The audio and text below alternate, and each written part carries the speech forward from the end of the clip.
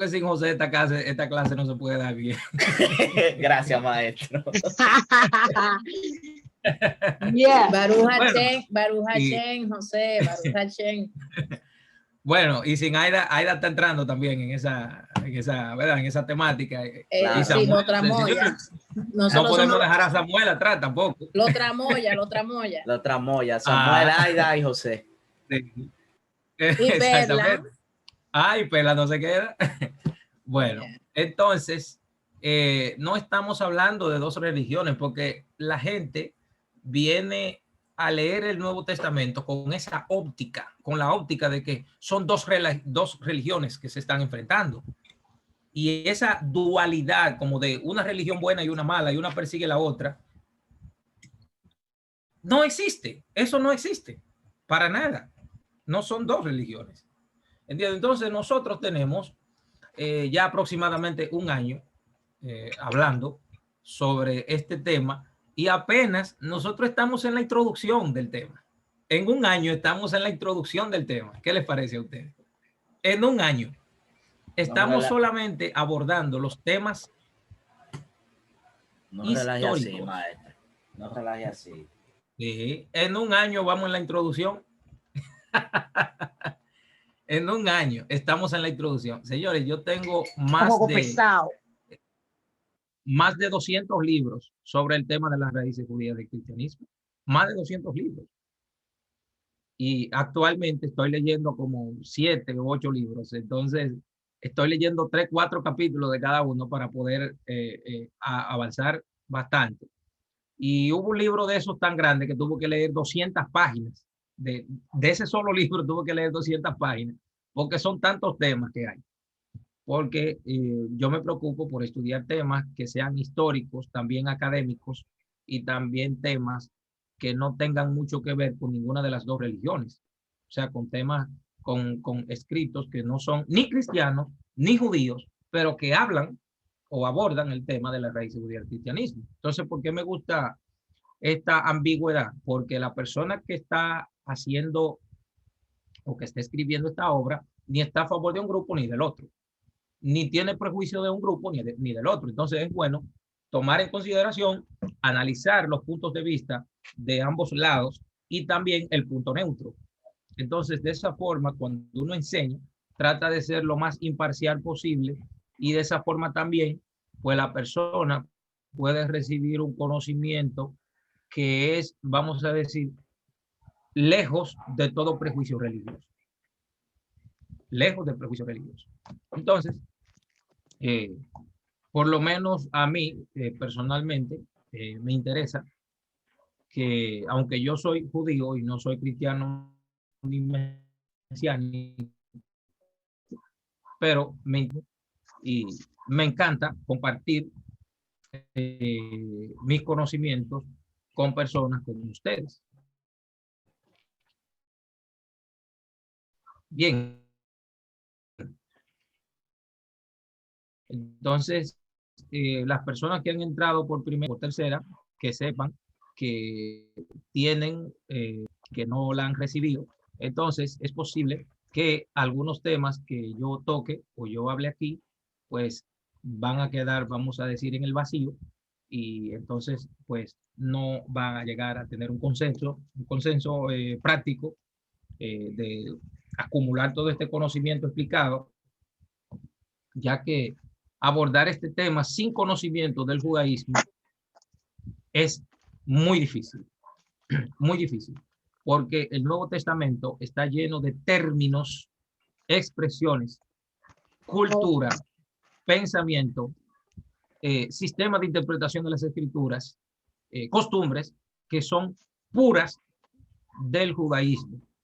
Por lo tanto, desconocer eso es fatal para el entendimiento, para un entendimiento óptimo del Nuevo Testamento. Fatal. ¿Qué yo recomendaría? Si ustedes me preguntaran a mí qué deberíamos estudiar, estudien el Tanaj, estudien la Biblia hebrea. ¿Por qué? Porque estudiar la Biblia hebrea les va a llevar a ustedes, les va a abrir los ojos para entender las páginas del Nuevo Testamento. Estudiar la parashá semanal, estudiar el Talmud, estudiar todas las obras judías que se puedan. ¿Por qué? Porque eso va a abrir el entendimiento de lo que es el Nuevo Testamento, ya que en Jesús tenemos aproximadamente 2000 años de interpretación bíblica. Por lo tanto, la gente va a escuchar cosas de Jesús que desafortunadamente con una mentalidad teológica no se puede entender. Lamentablemente no se puede entender. Jesús es un rabino que está basado en la tradición judía, totalmente imbuido en la tradición judía. Por lo tanto, no es fácil entender nada. Créanme que no. Hay partes, hay enseñanzas de Jesús que están prácticamente en el aire todavía. Muy difícil de entender porque hay que tener un contexto tremendo. Yo voy a empezar a leer pronto un libro que solamente habla sobre las parábolas de Jesús, contextualizando todas las parábolas. Nada más de contextualizar todo eso. ¿Entiende? Entonces, es un libro bastante bueno, bastante bueno. Por ejemplo, cuando una gente lee la historia o la parábola de Jesús sobre Rico y Lázaro, es una historia recreada de dos personajes que se llamaban Bar Mayán. Entonces, no conocer eso es fatal. La mentalidad teológica, lamentablemente, no puede ayudar en el entendimiento del Nuevo Testamento. Lo sabemos. ¿Por qué lo sabemos? Porque van 2000 años de teología y el cristianismo no ha entendido el Nuevo Testamento. Escuchen eso. 2000 años de teología y no se ha podido entender el Nuevo Testamento. ¿Cómo es posible eso? Que con 2000 años de teología no se puede entender el Nuevo Testamento. No es fácil. 2000 años de teología, 2000. ¿Entienden? Entonces, estamos en el capítulo 23 del libro Raíces Judías del Cristianismo, en la página 232. ¿Alguna pregunta tienen sobre la pequeña introducción que les acabo de dar ahora mismo? ¿Alguien tiene alguna pregunta?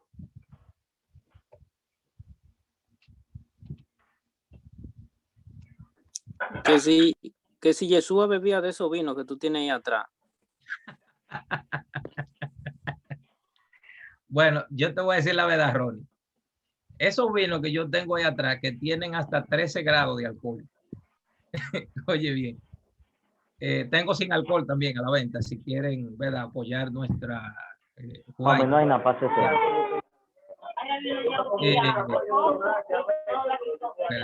un micrófono aquí medio problemático. Ok.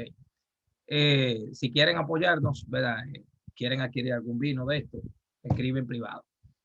El vino que bebía Yehoshua, Jesús, en comparación con estos vinos judíos que yo tengo aquí, estos son una agüita. En comparación con los vinos de esa época. Los vinos de esa época, usted se bebía una sola copa y usted daba 3 vueltas. Que haya atendido. Por eso que los discípulos se quedaron ajumados cuando le dijo, pero ven acá, levántese. No tenían que orar conmigo.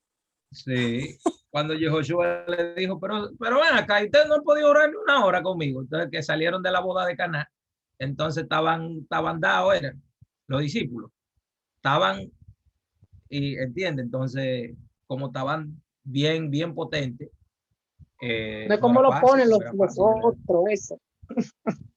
Chicos, voy a enviarle las fotos del libro, pero recuerden, por favor, que si ustedes compran el libro, sería más fácil y me evitan a mí el problemita.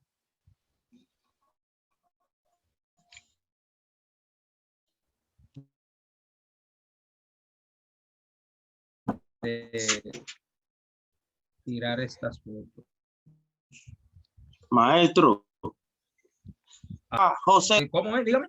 Los discípulos que estaban como va a estar José corriente cuando se case. Caliente con el...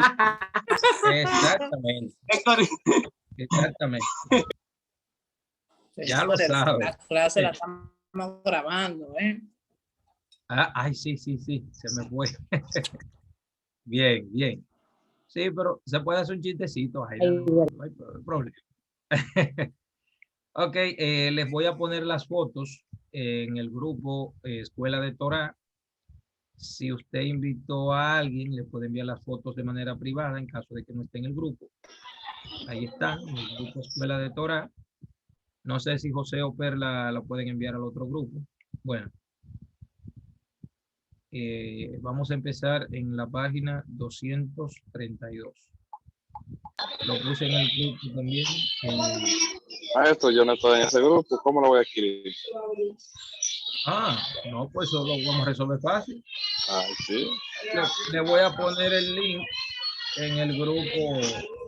A Fermín, que lo ponga en silencio, Fermín. Sí, yo le pongo el enlace aquí en el chat. Usted le da un clic aquí al chat y ya ahí entra. Mírenlo ahí. Usted le da un clic ahí y ya tiene acceso al grupo. Bien, entonces nos dirigimos ahora a la página 232. Ya la tienen ahí a mano. Página 232. En el párrafo quedamos. Vamos a empezar en el tercer párrafo. Vamos a empezar ahí. Página 232. Tercer párrafo. Bien. Bueno, la salsita que yo le puse era el coro de las ofrendas, pero vamos a dejar las ofrendas para después. Ok. Bueno, empezamos en el tercer párrafo. Dice así. Dice, el Marción intentó desligar el movimiento cristiano del judaísmo en una forma violenta. Bien, ya nosotros no estamos hablando de una comunidad judía que cree que Jesús es el Mesías.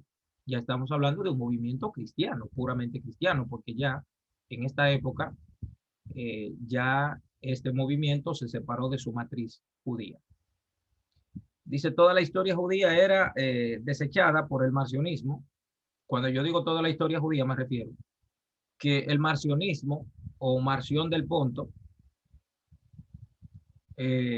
rechazaron el Antiguo Testamento porque el Dios del Antiguo Testamento era un Dios castigador, vengador, era un Dios malo. Entonces, como él veía un Dios malo, el Dios del Antiguo Testamento decía que el Dios del Nuevo Testamento es uno y el Dios del Antiguo Testamento es otro. Sin embargo, ¿cuál es el versículo más mencionado del Nuevo Testamento? ¿Quién me lo dice? El versículo que más se predica, que más se habla del Nuevo Testamento. ¿Cuál es?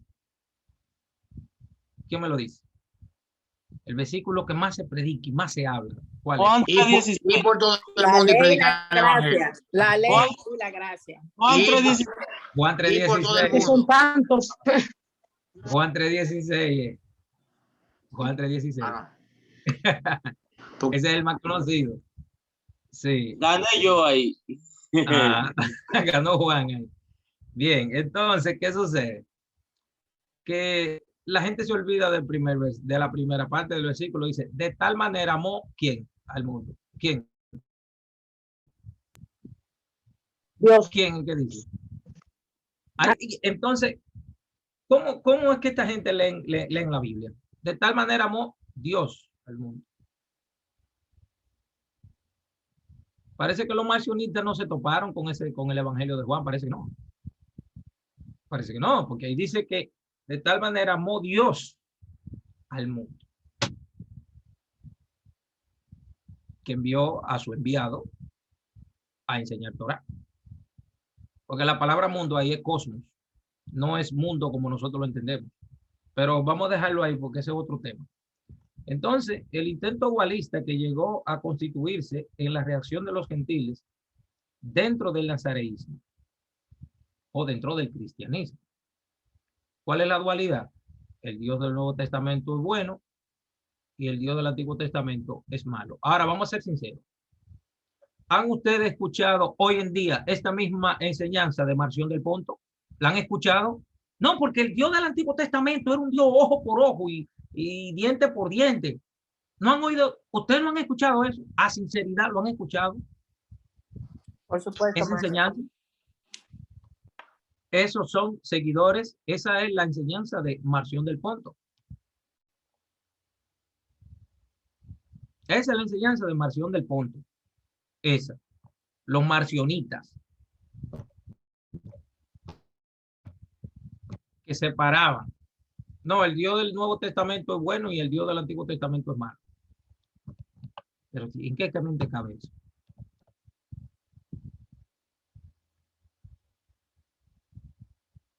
Indudablemente, el carácter raigalmente judío,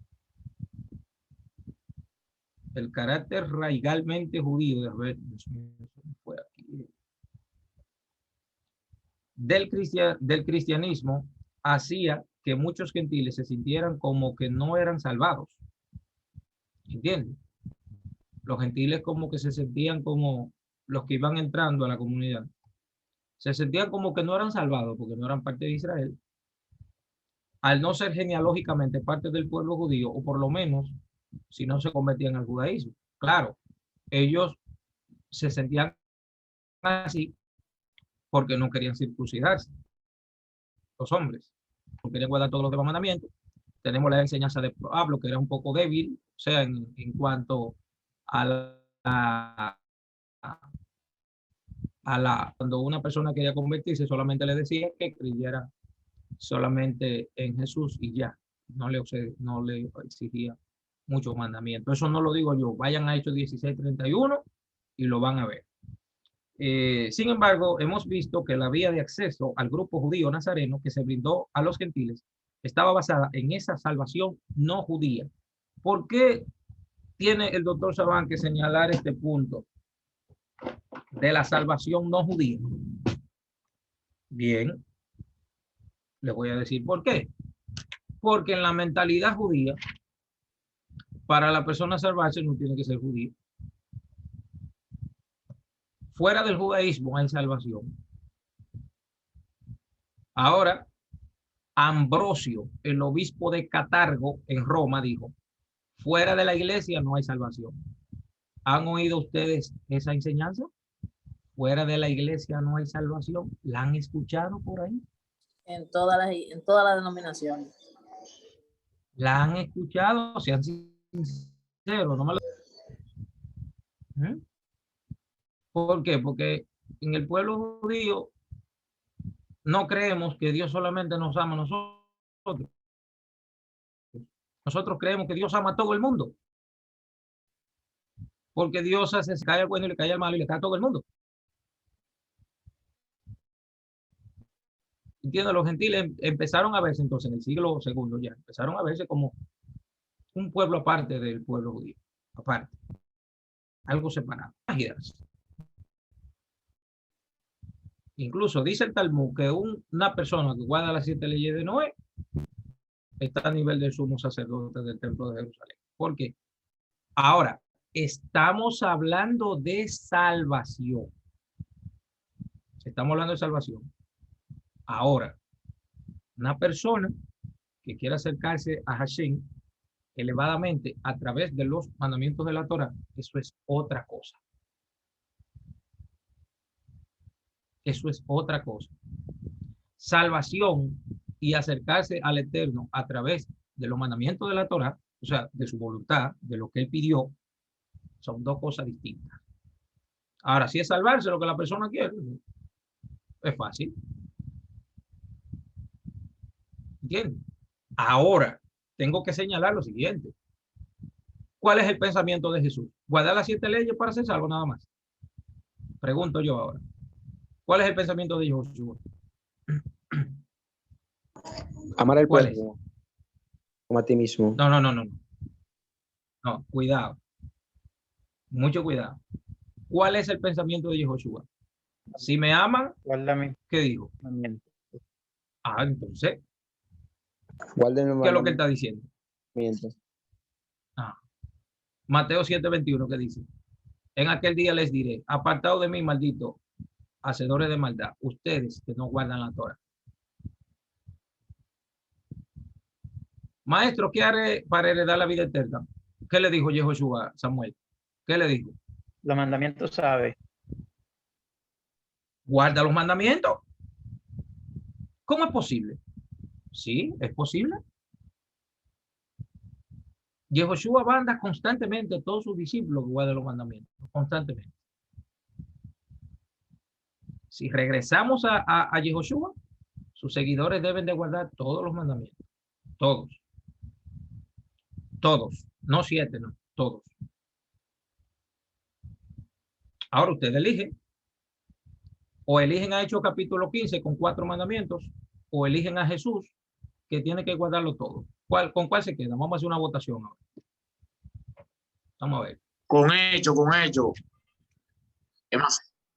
Con Hechos 15 se queda usted.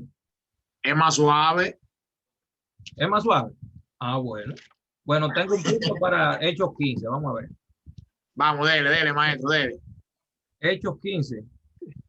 Ahora, el versículo 21, Bueno. el versículo 21 da a entender como que es una introducción. La ley enojadismo. Sí, sí, claro. Bueno, me voy con Hechos 1, tengo un punto. Vamos a ver, Jesús. Estoy esperando que los demás me den su voto. ¿Con quién se van? ¿Con Jesús o Hechos 15? Con Yehoshua, todos los mandamientos. Ok, Yehoshua. Sabemos si no, a uno. Elevación de conciencia. ¿Con quién se va Juan José, que no lo escuché? Juan Manuel, con Yeshua. Guardando todos los mandamientos. Maestro. Bien, seguimos. ¿Quién más? Maestro, una pregunta. Usted dio una cita hace un momento de Hechos 17, donde Pablo dice que no hay que guardar los mandamientos. O sea, usted estaba hablando de eso. No, Hechos 17, ¿qué? 31. 17. 16:31. 16:31. Está bien, sí. Gracias. Bien, sigo con Ronnie, tiene 2 votos, dice. Ok, o sea, se va con los 2.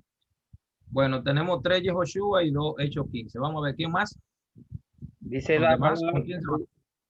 dice la escritura que el que aparta su oído para no oír la ley, la oración del tal, ¿cómo es que dice? Es abominación. Es abominación. O sea, que usted se va con Yehoshua también. Claro. Se va con Yehoshua. Bien. Sí, imagínese. Tengo 4 Yehoshua y 2 Hechos 15. En el techo se queda la oración, después no sube. Ok. Seguimos. Los demás, estoy esperando su voto. Vamos a ver quién va a ganar. Hechos 15, Yehoshua. Vamos. Repita Hechos 15, por favor.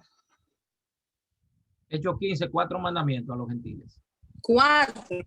No. Sí, 4 me voy con Yehoshua. Con Yehoshua, ok, se fue con Yehoshua. Seguimos. ¿Quién más? La gente de Hechos 15, vamos. Los gentiles nunca han tenido ley.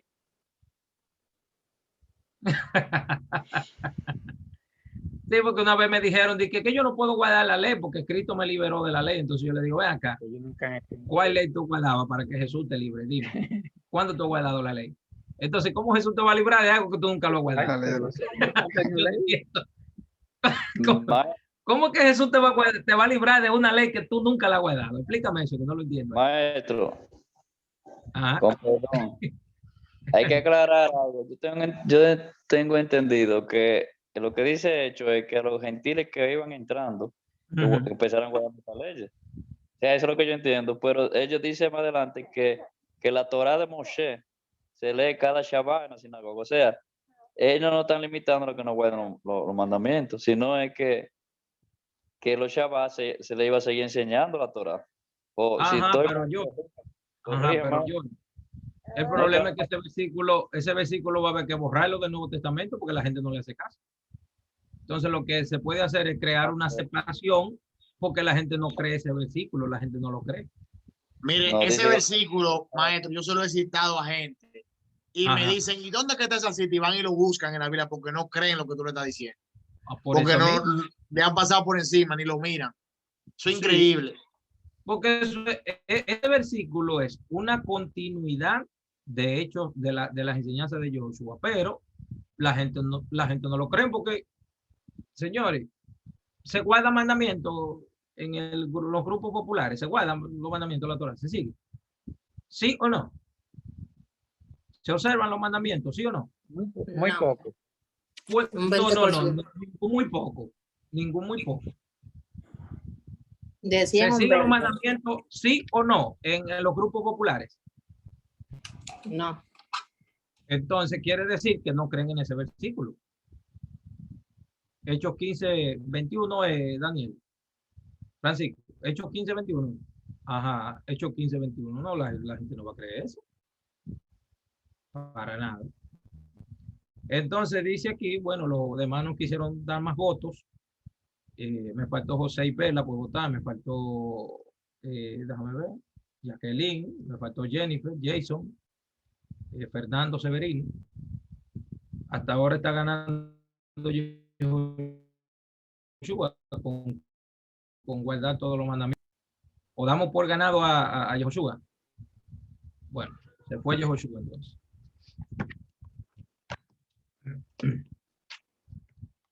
Bien. Y eso que Joshua dice que su carga es fácil y ligera. Exactamente. Eso, ¿quién puede quitar eso de ahí? Si eso te quita. Eso te escrito ahí.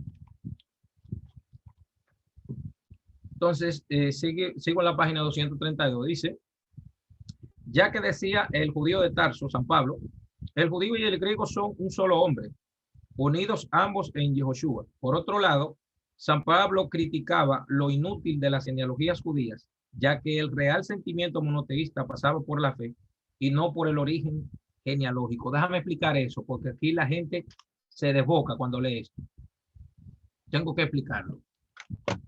Ustedes han oído escuchar las castas romanas. ¿Han oído escuchar eso? ¿Alguien aquí ha escuchado las castas de Roma? ¿La han oído mencionar? Sí. Bueno, vamos a hablar de lo que son. Eso es un tema que se lleva una clase entera, pero déjame en 2 o 3 minutos. El pueblo romano estaba dividido en 4 o 5 castas principales, viniendo de abajo o hacia arriba o de arriba hacia abajo. Estaban los esclavos, los libres, los plebeyos y los patricios. Esas 4 castas. Basado en ese pensamiento romano, dice Pablo, ya no hay judío ni griego, hombre ni mujer, libre ni esclavo. Aquí, de esa mala enseñanza, coge la gente y dice, tú no ves que judío y gentil es lo mismo. No, está equivocado. ¿Por qué? Porque en el Imperio Romano, una mujer podía ser muy bonita, muy bien, preciosa, así como Aida o Perla, que son mujeres muy bonitas. Perdónenme que la coja de ejemplo, pero estoy diciendo la realidad. Pero si una mujer, si una mujer de esa, mira, José, si una mujer de esa era, vamos a decir, esclava, no se podía casar con un plebeyo. Usted era muy linda y todo lo linda que usted fuera, pero usted era esclava. ¿Entiende? Entonces, en pocas palabras,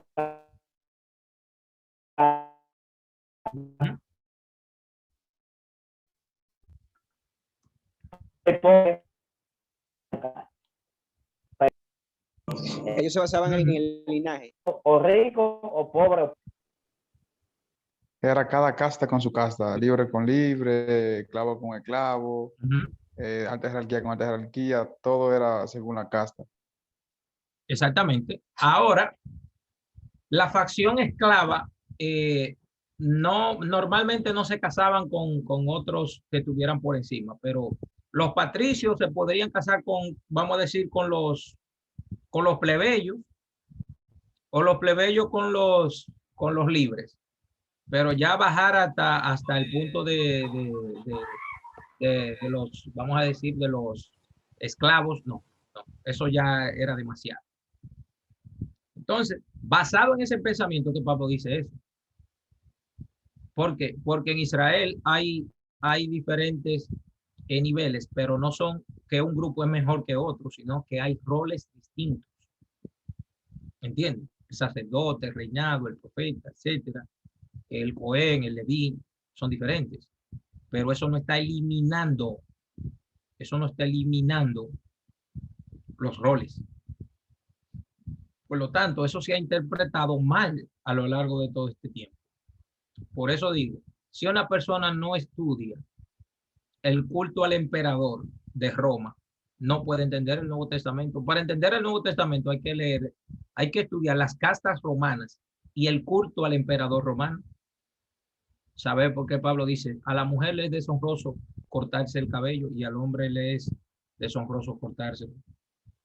Pero eso no tiene nada que ver con el mundo judío, eso tiene que ver con el mundo romano y el culto al emperador. El problema es que cuando la gente coge eso y se lo aplica al pueblo judío, ahí viene ¡pam! Y se daña todo. ¿Entiendes? Ahí hay un problema ya horrible. ¿Entiendes? Wow. Y yo Pero no tenía un tranque, maestro, con eso que tú estás diciendo. O sea, me abrió la mente ahora con eso que te dije. De verdad que sí.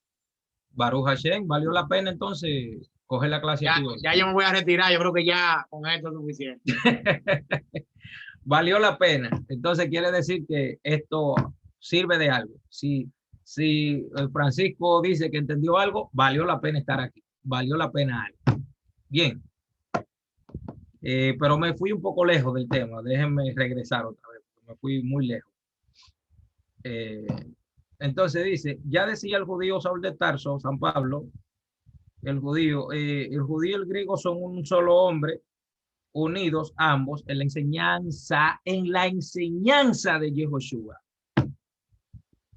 Porque cuando él dice en Cristo Jesús, es en la enseñanza mesiánica, no en la persona, porque ¿cómo puede una gente estar en Cristo? Eso es lo que quiere decir, es en la enseñanza. ¿Se entiende? En la enseñanza. ¿De dónde viene la enseñanza? Del pueblo de Israel. ¿Y qué era la enseñanza de Yehoshua? La Santa Torá del pueblo judío. Porque los gentiles no tienen ningún tipo de Torá, ningún tipo de enseñanza. Yo lo que no entiendo es por qué que dice Cristo nos redimió de la maldición de la ley si usted nunca la ha guardado. ¿Cómo? Yo no entiendo eso.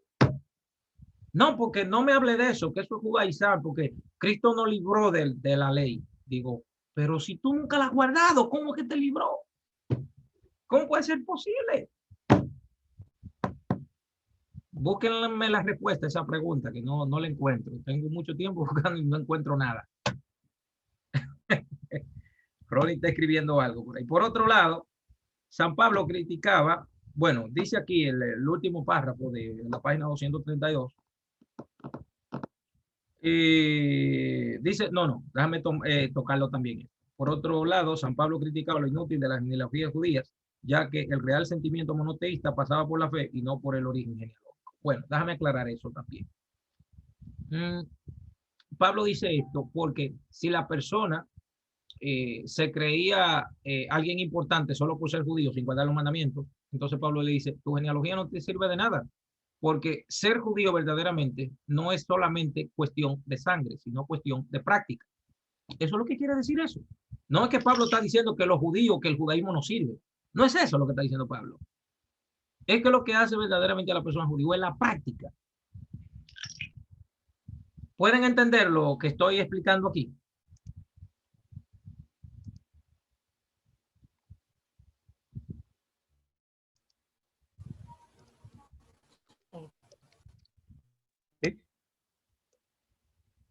Sí, hello. Pasa, veo la gente muy callado. ¿Qué pasó? Estamos aquí más. Sí, maestro, estamos entendiendo perfectamente. Amén. Sí. Ok.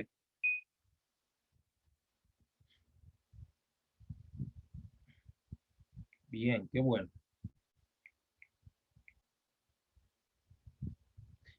Ok. Bien. Dice el penúltimo párrafo de la página 232, dice, el marcionismo fue más allá. En vez de unir a gentiles y judíos bajo el mismo orden mesiánico, intentó una especie de desjudaización del cristianismo. Intentó una especie de desjudaización del cristianismo. Quitarle todo lo que era judío. Por eso es que los problemas que tenemos en el Nuevo Testamento hoy en día son un poco difíciles de responder, porque Marción del Ponto tomó las cartas de Pablo y todo lo que era judío, de todos los evangelios y de la carta de Pablo, todo lo sacó. Y el Nuevo Testamento para Marción del Ponto era 7 cartas de Pablo y el evangelio según San Lucas, porque Lucas no era judío.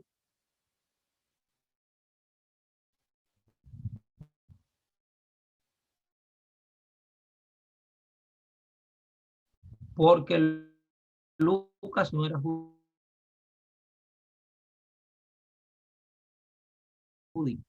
Pero tenemos San Marcos y Yohanan ben Zabdai, que ustedes lo conocen como San Juan el Evangelista. Bien. Entonces, ellos intentaron una desjudaización del cristianismo. Por otro lado, imposible. Eso es imposible. ¿Cómo usted va a desjudaizar un movimiento que nace dentro del pueblo judío? ¿Cómo es posible? Que nace con un rabino judío, que nace con un maestro de enseñanza judía. ¿Cómo usted va a desjudaizar algo que nació dentro del judaísmo? ¿Cómo se logra eso? Eso es como usted decir, ¿cómo desdominicanizar? Dios mío, déjame cómo decir, dominicano. Desdominicanizar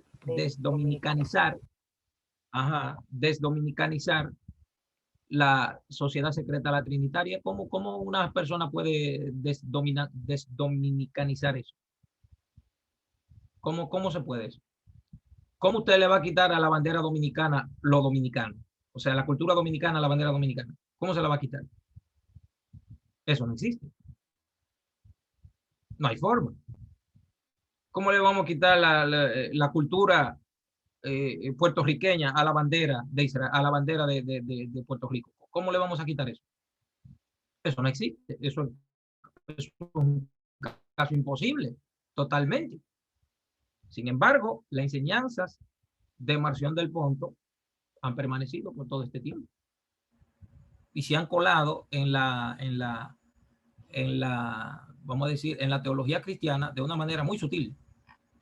Se han colado totalmente. Dice, sin embargo, se verifica que a mediados del siglo II, los gentiles que habían ingresado al movimiento judeo-cristiano o judeo-nazareno pretendían obtener cierta importancia frente a la antigua dirigencia, en su mayoría proveniente del pueblo judío. O sea, estos gentiles nacen dentro del pueblo judío, entonces crean una denominación aparte, entonces luego que ya la crean, entonces quieren verse superior al movimiento de donde originalmente salieron. Esto es terrible lo que estamos viendo aquí. El marcionismo, más que un movimiento herético dualista, debe ser analizado como el primer intento protagónico por parte de los hombres gentiles para adaptar el nazareísmo a sus necesidades. Entonces, como ellos se desvinculan del pueblo judío, entonces crean un cristianismo basado en las necesidades de ellos como movimiento, como instancia política, como quedar bien con el Imperio Romano. Y de esta forma forman unos escritos en el cual los romanos son absolvidos del asesinato de Jesús, porque Jesús muere como rey de los judíos. ¿Qué quiere decir rey de los judíos? Como un sedicioso en contra del imperio. Eso es lo que quiere decir INRI, la parte que le ponen arriba a la cruz. Yehoshua o Yehoshús, Rex Yehudoun, Yehoshua Netzareún, Rex Yehudeún. Así se lo ponen, INRI, se lo ponen arriba ahí.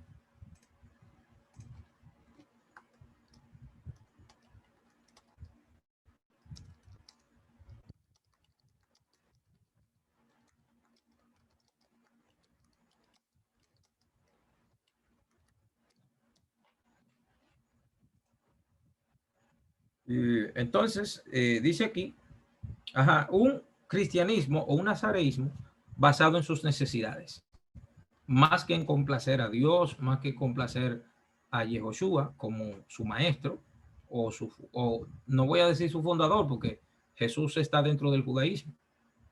Lo interesante es lo siguiente, que tú le preguntas a cualquier religioso de hoy en día, oye, dime cuál era la fe de Jesús, y ellos no saben. ¿Creen ustedes que si salimos a preguntar grupo por grupo cuál era la fe de Jesús, ustedes creen que la gente va a saber cuál era? ¿Qué dicen ustedes? ¿Ustedes creen que la gente, si salimos a preguntar, ven acá, hermano, cuál era la fe de Jesús? ¿Usted cree que ellos sabrían decir cuál era la fe de Jesús? ¿Qué creen ustedes? Lo que saben y lo que saben no se atreven a decirlo. Sí, interesante. ¿Ustedes quieren que hagamos una prueba aquí ahora? Preguntarle a la gente aquí cuál era la fe de Jesús. Los que están presentes aquí. ¿Hacemos una prueba? No, yo creo que... Bueno, página 233 dice, Marción había resumido sus ideas en su libro Antitetis. Escribió una obra que se llamaba Antitetis, donde analizaba la contradicción manifiesta entre la Torá judía y los nuevos escritos evangélicos, haciendo una interpretación muy extraña de las prédicas sinagogales de Saúl de Tarso.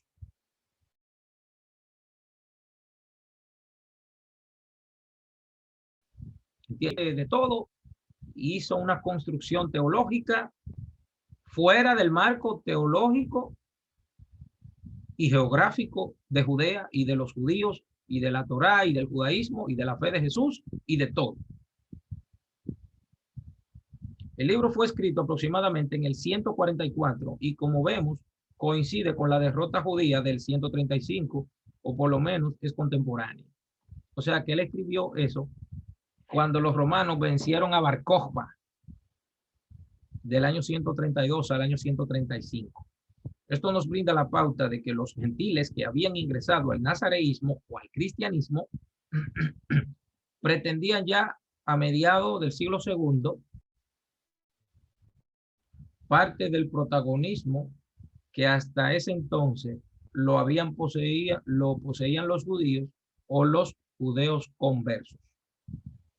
No es extraño que el giro marcionista haya aparecido entre el año 140 al año 150, justamente cuando asume el primer gentil no judío la dirección del nazareísmo jerosolimitano y queda desplazado por el hedionismo judaizante. Justamente en esa época fue que se instauró en Jerusalén el primer ministro en la supuesta Iglesia de Jerusalén en el año 140. Porque se supone que los líderes y maestros de todas estas comunidades, todos eran judíos. pero como el Imperio Romano los persiguió y los mató a todos, entonces como nada más lo que quedaban eran gentiles que creían solamente en el mesianismo de Jesús, sin guardar ningún mandamiento,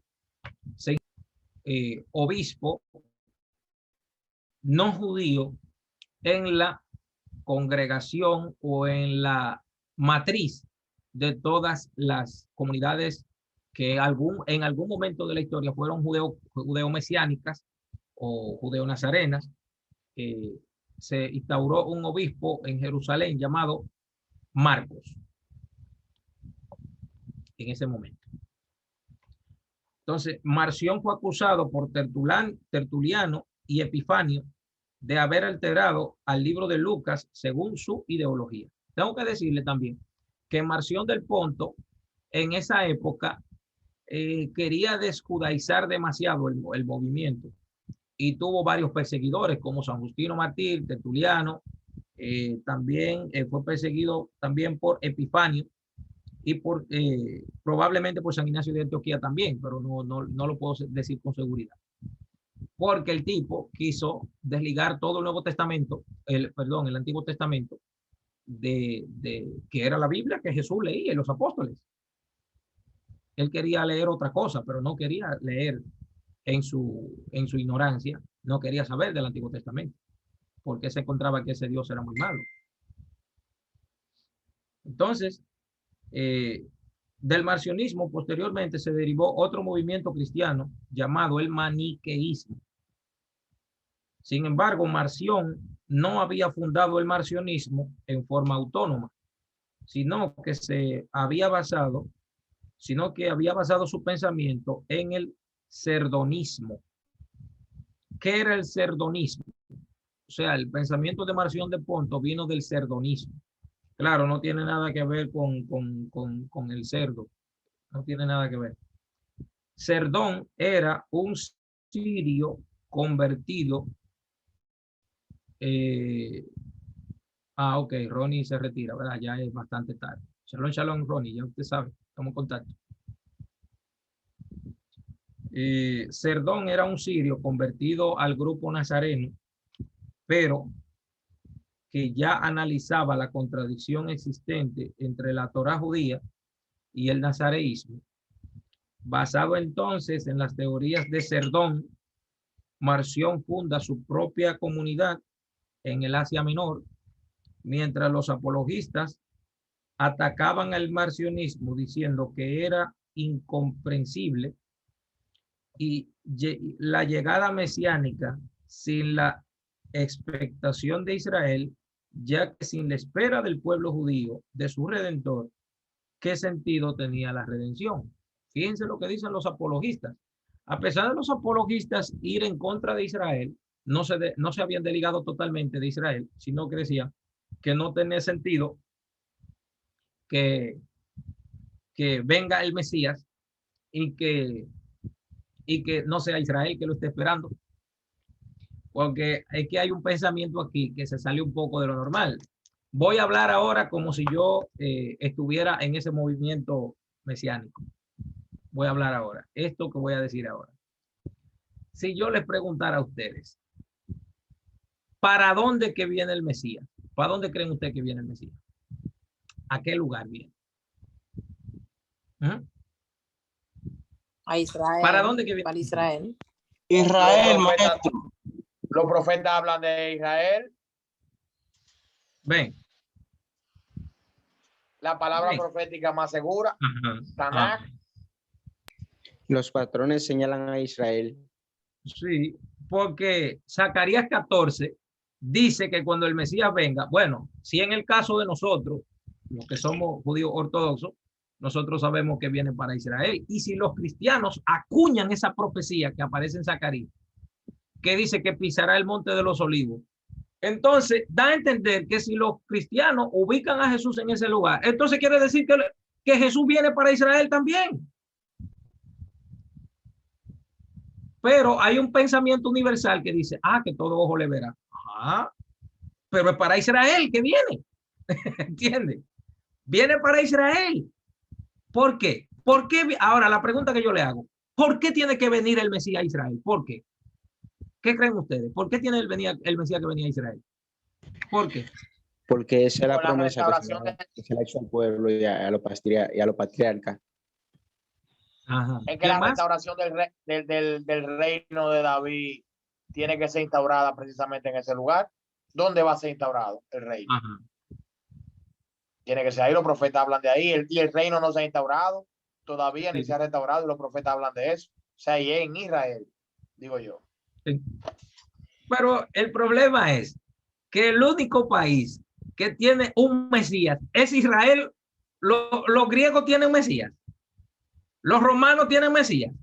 Los dominicanos, tenemos algún Mashiach escondido por aquí. Cuidado si hay uno por ahí que no sé. No habrá un Mashiach dominicano por ahí. Aquí lo que tenemos una judía, maestro. Vi la cámara de Perla. Ah, no, yo con ese paño ahí en la cabeza, yo pensaba que era Sara, la mujer de Abraham. Claro. En Puerto Rico día uno y se murió. Ah, mírenlo ahí. Señores, el único país que tiene un Mashiach que lo está esperando es el pueblo judío. Rambán escribió en los 13 principios de la fe, que yo creo con fe completa que el Mashiach pronto va a venir. Lo digo en Rambán, el más grande teólogo, filósofo, médico, matemático del siglo XII. Rambán, Rabí Moshe ben Maimónides. ¿Entiendes? Los sirios no tenían un Mashiach esperándolo, ni los griegos, ni los egipcios. El único país que tiene un Mashiach es Israel. ¿Para dónde va a venir el Mesías entonces? Le voy a decir algo. El que no conozca la vieja Jerusalén no va a conocer la nueva. Váyanse por ahí ya. Váyanse por ahí ya. Váyanse por ahí. Tiene lógica eso. Claro. ¿Cómo vamos a analizar esto? Si hasta la ciudad que baja, según el libro de Apocalipsis, es la nueva Jerusalén. Óigame, la nueva Jerusalén. No dice ahí la nueva Roma o el nuevo Vaticano o la nueva iglesia, no importa cómo se llame. Ahí dice la nueva Jerusalén. Señores, pero ¿a dónde es que están situando la venida del Mesías? ¿A dónde? ¿En Estados Unidos? Siento mucha cara seria, maestro. Y dice que hay 12 puertas para poner la cosa más complicada todavía. Y cada puerta tiene un nombre de las 12 tribus. Está fuerte eso. No hay una ahí es que se complica la cosa. No, lo complicado de todo eso es que mientras tanto no están judaizando. Ay. O sea que menos gente va a entrar. Bueno, ahí se complica la cosa un poquito más. Además dice el libro de Apocalipsis, me encanta ese versículo. Los perros estarán fuera. ¿Qué clase de perro sería que se refiere el libro de Apocalipsis? Ay. ¿A qué clase de perros? ¿Serán los perros que tenemos en la calle? Siento maldad en esa ¿Serán los mismos perros que habla Yeshua, que no se le echa la comida a los perros? ¿Serán esos mismos perros? No eran los cerdos. Diga usted, maestro. Yo no voy a hablar de eso, pero no te haga, ustedes saben.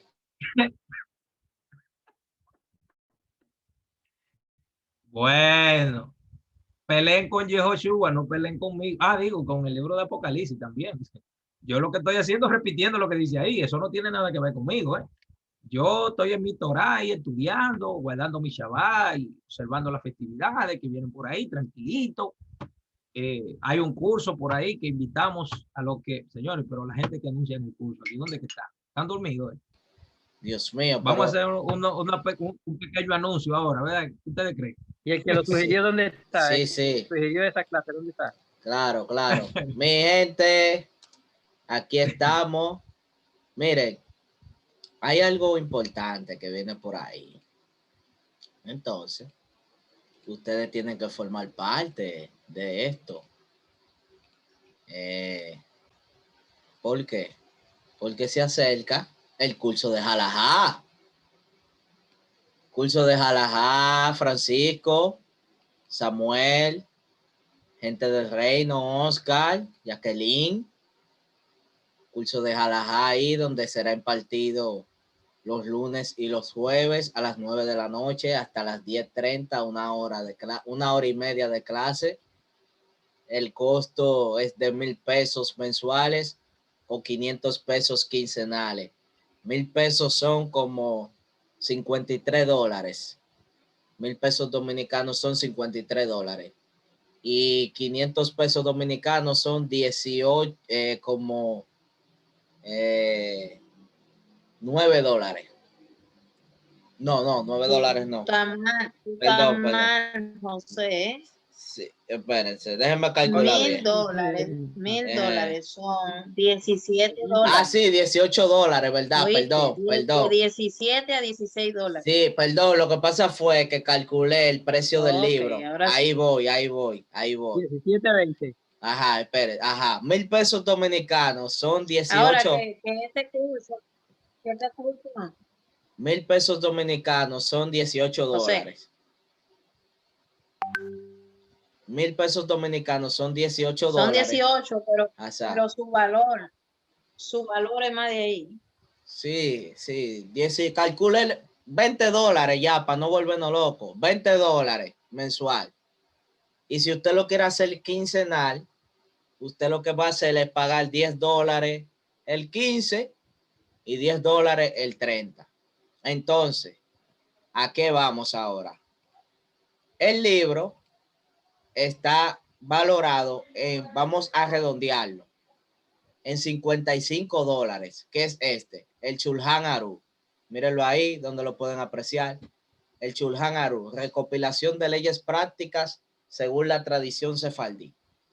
Este es el libro y el material el cual estaremos usando para el libro, para el curso. Es indispensable, ¿cómo le podríamos decir? Que no se escuche obligatorio. Es necesario que se compre el libro. ¿Por qué?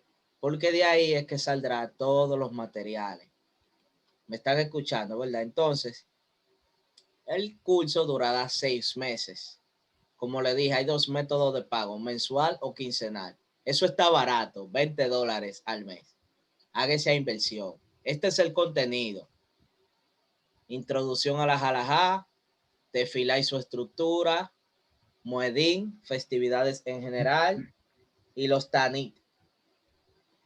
Entonces, aquí, como pueden ver, aquí está detallado qué contiene cada tema. Son 4 temas en total, 1 mes y medio para cada tema, que en total serán 6 meses. Entonces, si usted quiere, las inscripciones son gratis. Usted puede comunicarse a los números que están ahí en pantalla. Yo creo que ustedes lo tienen, que es el número de Perla y el número de este servidor. Ustedes se ponen en contacto con nosotros y lo estaremos anotando. Las inscripciones son gratis. Entonces, amados, ustedes van a aprender mucho, incluyéndome, porque estoy inscrito también en el curso. Vamos a aprender muchas cosas buenas, así que no pierda la oportunidad de poder inscribirse. Maestro. ¿Serán los lunes será?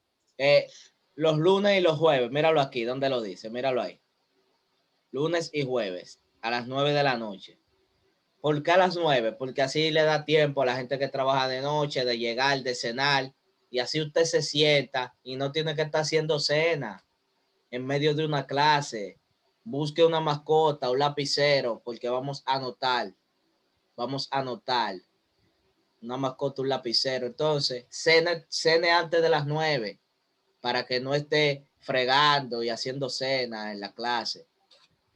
Porque es su dinero que usted está pagando. A mí me va a doler pagar mi dinero y desaprovecharlo. O sea, desaprovecharlo en el sentido de no prestarle atención a estas clases tan importantes, pagando.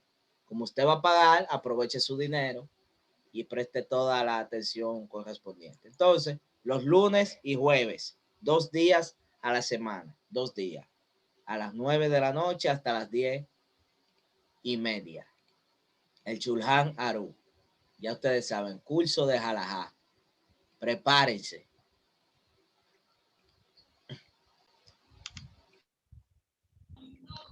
Bien, excelente.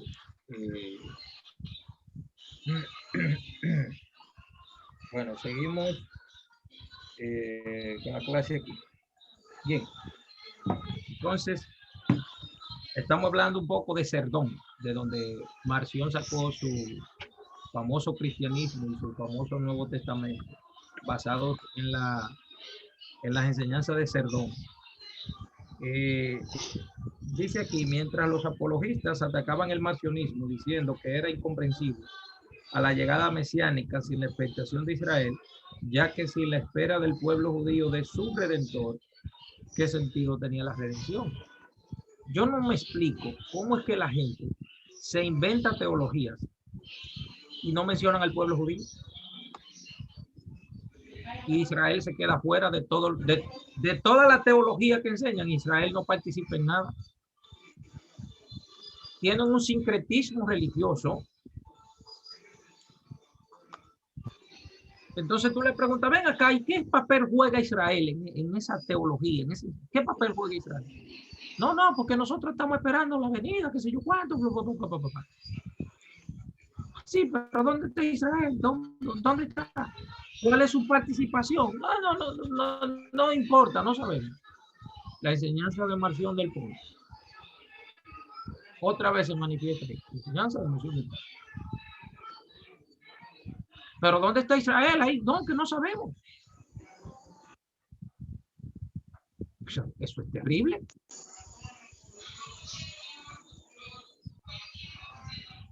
Entonces, para el marcionismo, la redención de Yeshua de Nazaret era única e independiente de la espera de Israel. Señores, oigan lo que dijo Marción del Ponto. Para el marcionismo, la redención de Yeshua de Nazaret era única e independiente de la espera de Israel. ¿A qué huele esto? A teología del reemplazo. ¿No le suena teología del reemplazo? Ya Dios rechazó a los judíos, ahora somos nosotros. Ya Israel pasó, ahora es la iglesia. ¿No le suena eso a teología del reemplazo? ¿No le suena? Claro, porque cuando la gente dice, no, porque ya Jesús nos liberó de la ley. Eso es enseñanza de Marción del Ponto. Porque tenemos que eliminar el Antiguo Testamento. Eliminarlo totalmente. Quitarlo. De esta forma, el naciente cristianismo, compuesto de judíos y gentiles, quedó entre dos extremos. Los gentiles que pretendían crear un grupo ajudaico. ¿Qué quiere decir ajudaico? ¿Qué quiere decir eso? Un grupo ajudaico. Sin. Sí. Exacto. Exactamente, un grupo ajudaico. Se queda fuera los judíos, totalmente. Sí, se quedan fuera. Entonces, crear un grupo ajudaico por completo, lograron entonces crear el marcionismo, y los judíos que pretendían crear un judaísmo con ciertas reformas basadas en el carácter mesiánico de Yeshua de Nazaret, al quedar en minoría, estos fueron denominados ebionitas o judaizantes. Ven, entonces, los judíos que le dieron forma a la entrada de los gentiles a la comunidad judía, y de esa manera dice Hechos 15 que son salvos quiere decir que se unen a la comunidad judía. Eso quiere decir, a través de las 7 leyes de Noé. Entonces, ellos crean un movimiento ajudaico o en contra del judaísmo. Porque con el paso del tiempo, no solamente va a ser un grupo ajudaico, sino que va a ser un grupo que va a competir con el judaísmo, entonces, de donde ellos salieron originalmente. Claro, eso yendo en contra de Yeshua, yendo en contra de Pablo, yendo en contra de todos los discípulos,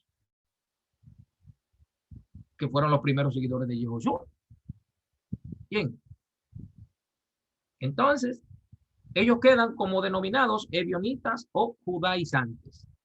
A mediados del siglo II, el naciente cristianismo primitivo logró la independencia del judaísmo tradicional, y por otro lado, logró que las fuerzas que provenían del gentilismo no desligaran la historia cristiana de la historia judía. Claro, porque el marcionismo, al alejar al grupo de la historia judía, entonces crearon un cristianismo aparte. Pero el cristianismo de Oriente, que todavía seguía sosteniendo el Antiguo Testamento, entre ellos, cada día más lo afuereaban, cada día más se despegaban. Entonces, de esa forma, crean un sincretismo religioso antijudío y antimandamiento. Bien.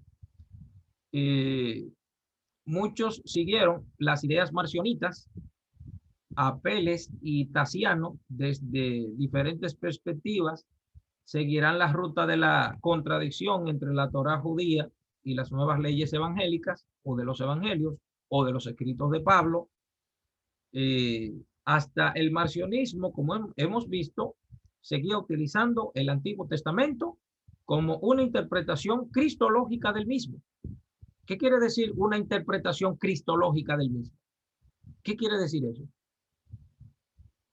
Que todo lo veían a la luz de Jesús de forma alegórica, y de esa forma los mandamientos no eran necesarios guardarlos porque ya Jesús lo había cumplido todo. ¿Entiendes? Entonces, como ya Jesús cumplió todo, ellos no tenían que cumplir nada. ¿Entiendes? Entonces todo fue quedado resumido en alegoría.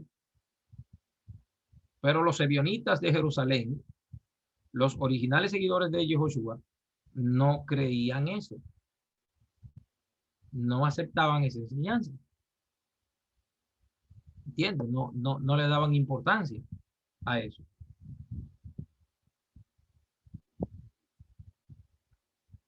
Hasta el marcionismo, como hemos visto, seguía utilizando el Antiguo Testamento, pero con una interpretación cristológica del mismo.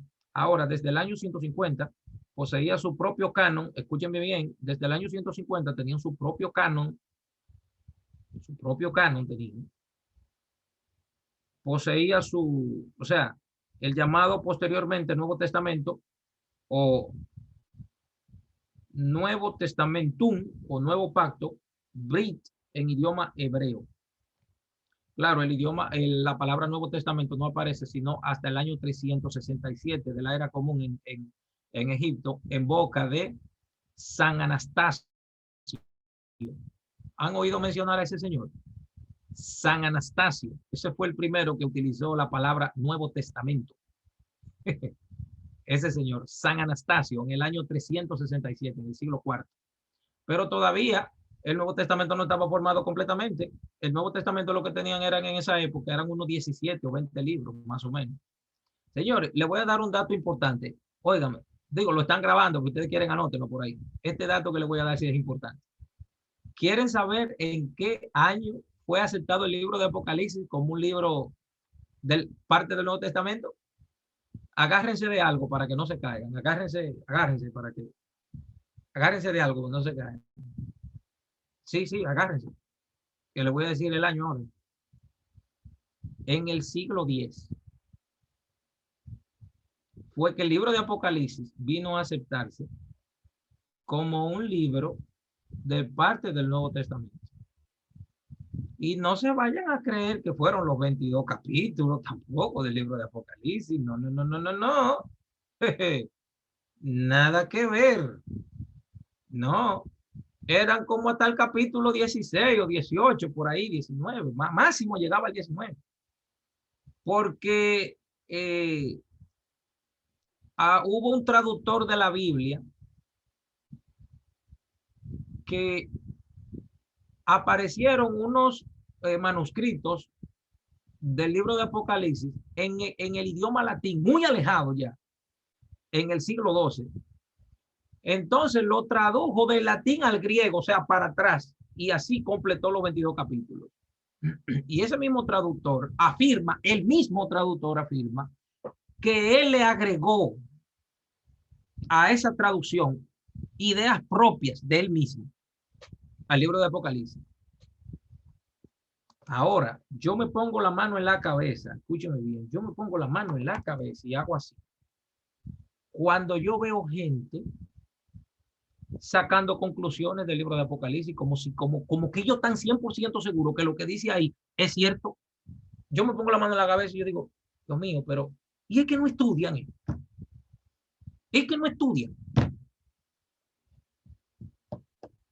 Como Marción del Ponto editó las cartas de Pablo y le sacó todo lo que era judío. Y no solo eso, se ponen a elaborar doctrinas y enseñanzas teológicas basadas en la escatología y en la venida y en la interpretación de los tiempos para crear una doctrina o una enseñanza, como que eso es cierto, como que eso va a pasar así de verdad, ignorando la historia de la formación y de los daños que la Iglesia Católica le causó al Nuevo Testamento. Ahora la pregunta era, ¿qué Biblia usaba Pablo? ¿Qué Biblia usaba Jesús para leer? ¿Cuál era la Biblia de ellos? ¿Hubieran Pablo y Jesús y los apóstoles aceptado el Nuevo Testamento como parte del Tanaj, de la Biblia hebrea? Es una pregunta que se queda en el aire. Porque los 4 evangelios lo eligió San Ireneo de Lyon en el año 177. Y todos los otros evangelios quedaron como apócrifos. Ahora la pregunta que yo le hago a ustedes es, ¿qué fuerza o qué autoridad le van a dar a ustedes a San Ireneo de Lyon? Un pagano, porque ese tipo era un pagano de los más grandes que había. Entonces, ¿cómo van a aceptarle a uno hoy en día con teoría de que viene que tal año, qué sé yo cuánto, qué sé yo, sin usted saber lo que está leyendo? Sin ni siquiera saber griego.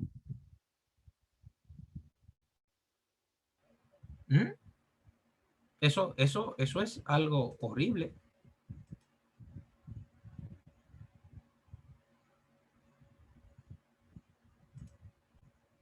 Perdónenme que a veces estas clases son un poco duras, de verdad le pido excusa. A veces hay cosas que no sé cómo... No, maestro. No se deberían decir, no sé. Si usted supiera que usted es suave. Usted es muy respetuoso y lo sabe. Miren, le voy a enseñar algo. Observen esto que les voy a enseñar ahora. Esto que les voy a compartir es, pueden ver esto que está aquí. Esto es el Instituto Alemán para los Desarrollos del Nuevo Testamento. ¿Qué quiere decir esto? Que esta institución trabaja en la corrección de los textos del Nuevo Testamento. Ya ellos van por la edición aproximadamente 28 del Nuevo Testamento. Aproximadamente por la edición número 28. Ellos van. Esto no tiene ningún interés teológico para nada. Estas son personas que están dedicadas a la reconstrucción del Nuevo Testamento. Esta gente. Del Nuevo Testamento griego. Este es el Instituto para la Formación del Nuevo Testamento griego. Esta empresa. Mírenlo aquí. Ellos tienen ya aproximadamente 28, la edición número 28. Y hay muchos textos que ya no aparecen.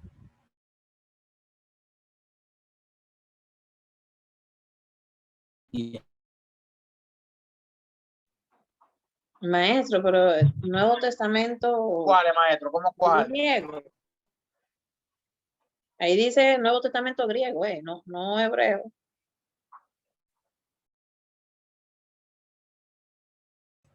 No existe una versión hebrea del Nuevo Testamento, eso no existe. Exactamente, eso no existe. No existe. El Nuevo Testamento, yo era de lo que creía que fue escrito en hebreo, por los hebraísmos que tiene, pero supuestamente fue en griego que se escribió. Miren qué es lo que sucede. los manuscritos originales del Nuevo Testamento no existen. Lo que son, hay copia de copia de copia de copia de copia de copia de copia de copia de copia, por ahí se va. Entonces, en el Nuevo Testamento griego aparecen conceptos hebreos. Por ejemplo, Pablo, déjame ver cómo yo se lo, déjame ver cómo se lo ilustro. Díganme cómo se dice en inglés. La casa de Aida es blanca. ¿Cómo se dice eso? En inglés. The house de Aida is ¿cómo que se dice? Aida's house is Aida's white. house is white. The Aida's, ajá, is white. Ok. The Aida's house is white. Ok. Bien. Entonces, imagínense ahora que yo no sé bien inglés y yo lo escribo igual en la estructura del idioma español, pero en inglés. Imagínense eso, que yo pongo la de casa, house, de of, Aida, is, es, blanca, white. Pero no utilizo la estructura en inglés de Aida's house.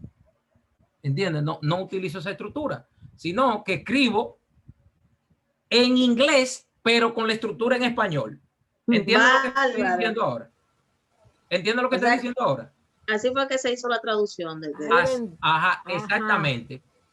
Así es que está escrito el Nuevo Testamento. Madre ¿entendieron ahora ya?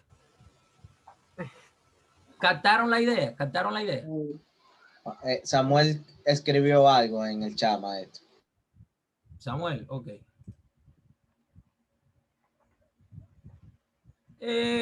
Bueno, eso que dice Samuel, eso está en veremos. Porque no me gustaría decir lo que pasó con ese supuesto libro de Mateo, porque eso es ofensivo. Entonces, como yo cuido la fe de la gente, no me gustaría decirlo. Pero el que lo quiera saber, que me escriba privado, yo le digo entonces. Pero no lo voy a decir por aquí. Bien, no lo voy a decir por aquí porque eso es ofensivo y yo no quiero ofender a nadie, ¿verdad? No quiero ofender la fe de nadie. Entonces, esa empresa que yo les mostré, por ejemplo, si una persona hubiese encontrado una carta de Pablo, y si una persona hubiera encontrado una carta de Pablo en aquella época y hubiera leído en griego lo que dice Pablo con su estructura hebrea, hubiera dicho, pero eso está mal escrito. ¿Entiende? Está mal escrito. Ese no es el orden, o sea, la estructura de la escritura. ¿Entiende? Entonces, señores, esta enseñanza que yo le estoy dando a ustedes aquí, yo pago $110 mensuales para yo saber todo eso. $110 mensuales pago para saber todo eso en mis estudios. ¿Entiende? Entonces, todos esos datos es importante saberlo a la hora de entender este lío que tenemos en el Nuevo Testamento, porque es un completo desastre lo que hay ahí. Eso es estudio y estudio y estudio y estudio y búsqueda de manuscritos y averiguando y cuáles son los más antiguos y buscando y, óigame, para poder reconstruir las ideas judías que están detrás de ese monstruo del griego. ¿Entiende? Porque señores, pero en el Nuevo Testamento hay tantas cosas judías que se mencionan allí que se practican hoy en día todavía, 2000 años después, en el judaísmo actual. Todavía se practican. Y sin embargo están escritas en el Nuevo Testamento. Están ahí escritas. Eso es increíble. Por ejemplo, en Lucas 1 nosotros encontramos que Juan, el papá de Juan el Bautista, que no se llamaba Juan el Bautista, pero vamos a dejarlo así para no causar más problemas, el día de la circuncisión le pone el nombre al hijo. Porque en el judaísmo aquí tengo que meterme a alajá otra vez, que bendito problema, tengo que meterme a alajá. En el judaísmo a las mujeres no le hacen, ¿cómo que se llama esto? Cuando la mujer está embarazada, el asunto ese para averiguar, ¿cómo que se llama? Baby, varón. escenografía. ¿Cómo? Escenografía, pero eso no es de un cine. Pero escenografía, qué sé yo. Activen su micrófono ustedes, mujeres. ¿Qué sé yo? ¿Cómo se dice esa vaina? Sonografía. Ah, sonografía. Eso, qué sé yo, eso de mujeres. Oye, lo que veo Chago, el decoración, eso se le da a las mujeres. Lo de Tramoya, mira lo de Tramoya lo está cogiendo muy a pecho. Mira que lo que pasa, en el judaísmo no se usa eso de que de darle nombre a los bebés antes de nacer, eso no se utiliza. Tampoco las mujeres están haciendo baby shower de que para celebrar algo que no ha nacido todavía, nada que ver. El judaísmo es muy seco en ese sentido. ¿Sabe por qué? Porque una mujer embarazada no anda diciendo que anda embarazada tampoco, no anda publicando la barriga. Hay que cuidarse de la Yin Ará. No, que cuidar, que los 6 meses, que los 5 meses, que sé yo cuánto. En el judaísmo se celebra cuando nace la criatura. No estamos celebrando antes. Estamos esperando que nazca. Ni 14 de febrero, maestro, que a las mujeres le encanta ese día. No, el judío, nosotros los judíos no celebramos ese asunto. ¿Entiende? Fíjense qué dice la Torah, que cuando nació Isaac, Abraham hizo una fiesta. No dice que la hizo antes de nacer, fue después que nació. ¿Entiende? Porque los bebés están escondidos o están a la vista. ¿Cómo que están los bebés en la barriga? ¿Cómo que están escondidos o a la vista? ¿Cómo que están? Dígame la pregunta, ¿cómo que están? Escondidos. Están escondidos. Y entonces, ¿por qué la gente lo está publicando? Si el bendito muchacho está escondido, ¿por qué es que lo tiene que estar publicando? Si el bendito muchacho, tampoco la mujer le está diciendo a nadie que está embarazada. No. Su esposo, el líder espiritual, para que oren, recen, ya no hay que estarle diciendo a nadie nada. Que la gente se dé cuenta solo cuando vea que la barriga está creciendo. ¿Para qué hay que estarle hace una garabía de que un embarazo? Eso es lo que puede producir mal de ojo. Eso es lo que puede producir envidia. El ojo malo. ¿Entiendes? Eso es lo que produce envidia. Que ahí salta una tipa que le gustaba al tipo, pero que ya se casó con esta. Mira esta, que sé yo, qué embarazada, y empieza a maldecir a la pareja, sin querer. Empieza a lanzar maldición. Cuidado. ¿Entiendes?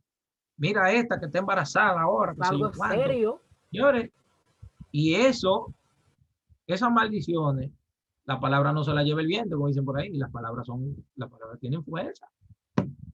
Pero déjeme salirme de ahí, porque no estamos hablando de alajá aquí. Bien, vamos a seguir. Estamos hablando de... Permiso, maestro. Cosas. Para los que van a hacer curso de halajá, miren por dónde que venimos. Le dieron le dieron una probadita de halajá. Bien. Entonces, bueno, volviendo al tema de Lucas, dice que le puso el nombre el día de la circuncisión. Ven, eso es una costumbre muy judía, pero está escrita en griego. ¿Entiendes? Una costumbre muy judía, pero está escrita en griego. Ven, cuando Yehoshua dijo, ustedes son la sal de la tierra, ¿qué quiere decir eso en sentido judío?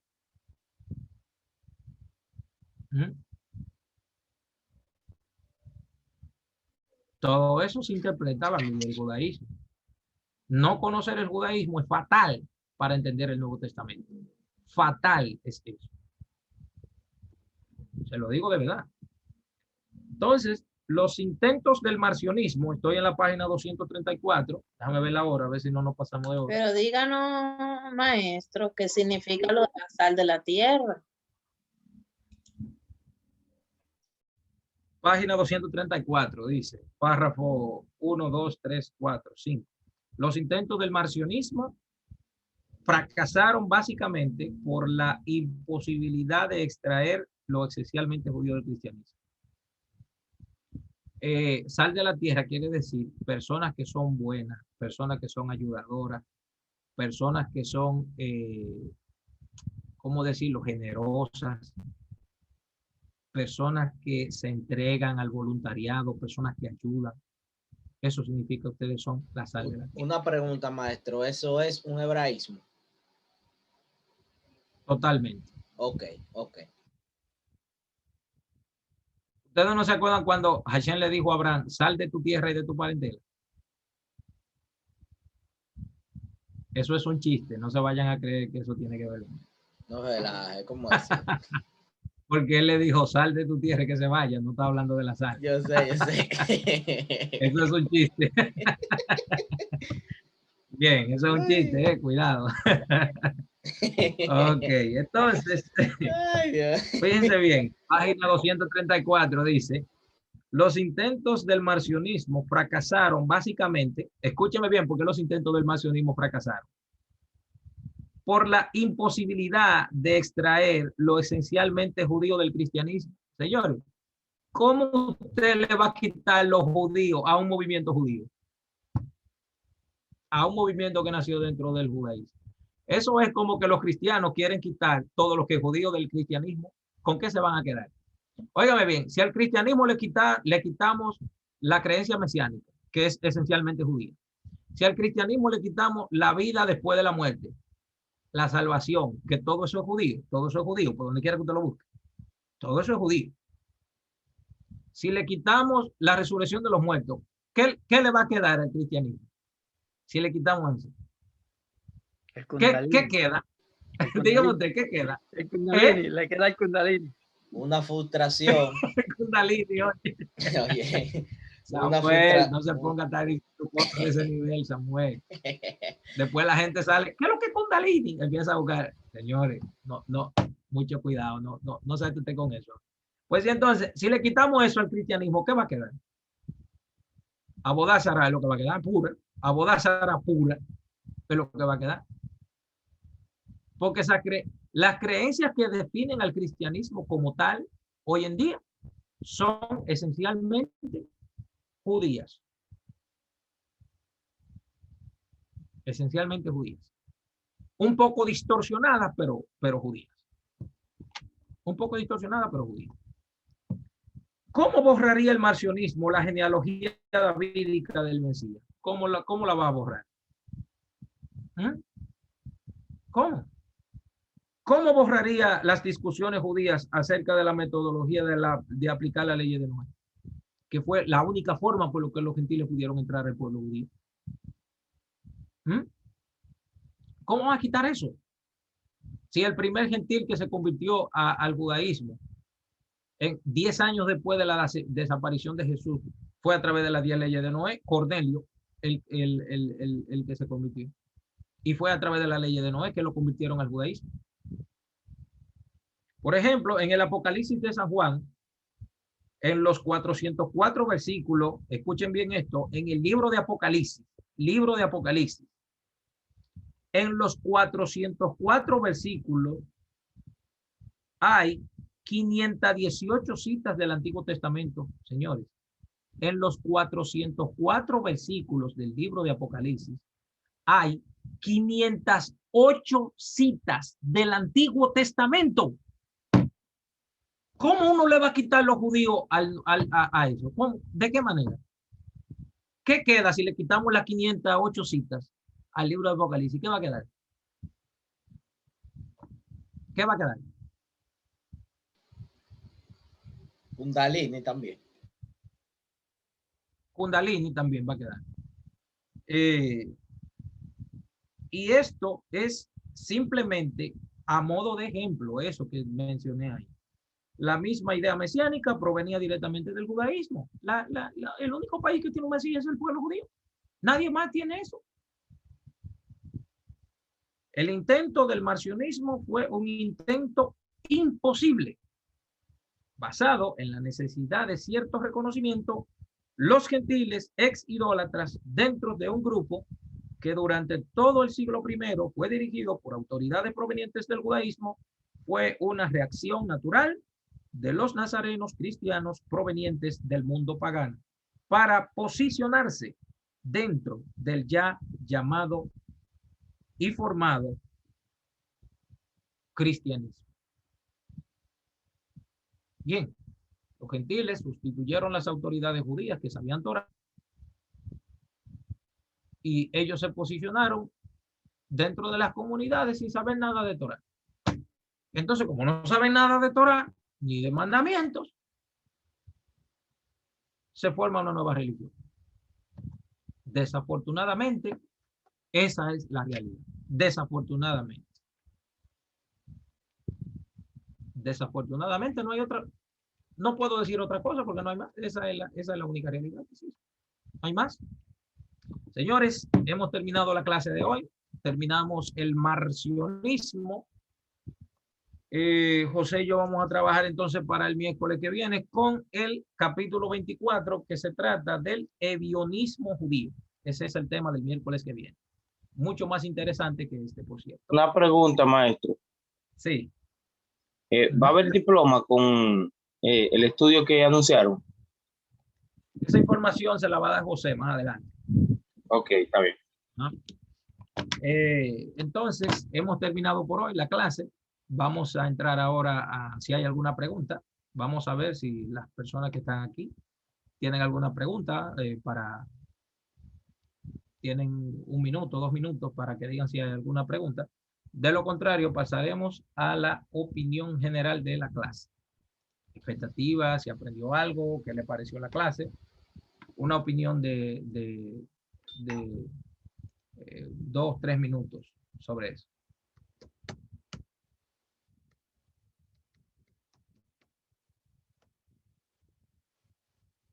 Bien, entonces vamos a empezar con Juan Rodríguez, que tenía un tiempo, ¿verdad?, que no venía con nosotros. Vamos a darle la oportunidad para la opinión general de la clase de hoy.